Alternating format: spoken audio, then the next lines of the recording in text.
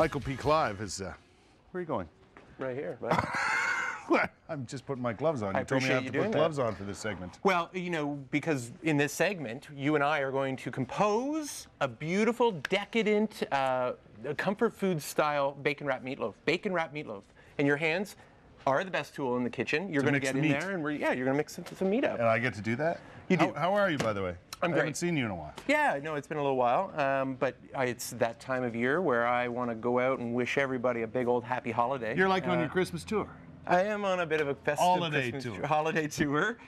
Christmas tour. Absolutely, and everybody is in that special mindset of enjoying friends and family and the company and cooking lots, and so we're going to do that. We're going to show off the recipe. Meatloaf is certainly comfortable. Yeah. Isn't it? Yeah, but what about upsizing, scaling it to include the bacon? I'm all for that. So what I'd like to do... It's also a meat. Well, with meatloaf, though, all too often people think it's just maybe meat, some herbs rolled up in a meatloaf pan. We're going to do something today where we roll it in a cylinder. First things first, yes. We need moisture in our meatloaf. And so I take a skillet. I give you this device, a little spatula to mix it around. And the idea is that we're going to start cooking off some onion. Right. With that, we will...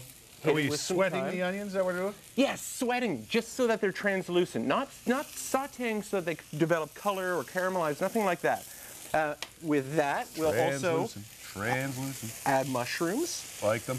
And I'm using just white mushrooms and cremini, a mix, but you could use portobello, you could use shiitake. It's really whatever your preference of mushroom is. Yeah. Okay. And so the idea is to cook this. The moisture trapped in those mushrooms will come out. I brushed my mushrooms when I cleaned them. A lot of people ask me, you know, brush them with what?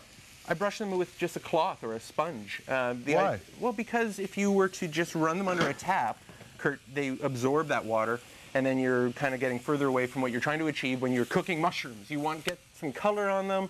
You don't want them really wet and gray. And so that will take some time for the onions and the thyme. Right. But then it will eventually turn into that. Kind of eventually turn into that. What you would still need to do is hit this with some cream and let it cook and reduce. And that's what I've done in this smaller skillet up here. Right. It gets almost like a really thick and stodgy style mushroom soup. Can I get a yay? A heck yeah. Yeah, that's all I needed. So anyway, that's what will happen. We'll mix this in with our meat. So let's talk about our meats for a second here. I've got a lean ground beef, and it's going to go in. Right. To our big mixing bowl. Gotcha. I also like ground veal. Okay, I'm calling this the triple threat of meatloaf. Okay, right, we've got the veal, and then just for that extra little bit of fattiness and flavor, I'm using ground pork. So ground pork, ground beef, ground veal. Meat. Meat. Nice. Now I need for you to take those gloved hands, and I'm going to take this. Yes, you are ready. And we will take the mushroom mixture that we made. And you let it cool down just a little bit. Right.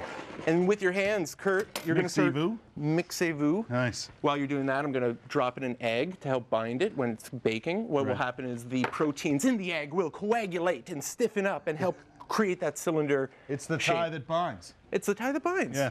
One of my favorite songs by the Boss. And then we add some panko flakes.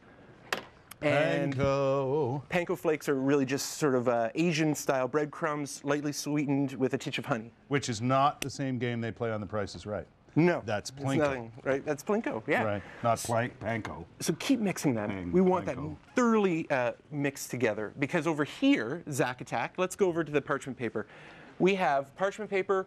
I've taken about half a pound of bacon, just the strips of bacon, and just laid them out, just so that they're lightly overlapping. And we're going to take, when we come back, we're going to take this meat mixture, we're going to lay it out over the bacon, we're going to roll it up into a cylinder, we're going to twist those ends, we're going to slide it into the oven. I'm getting ahead of myself.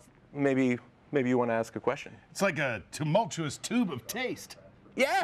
Yes, it is. It's just like that. It's going to be a round cylinder when we're done with it.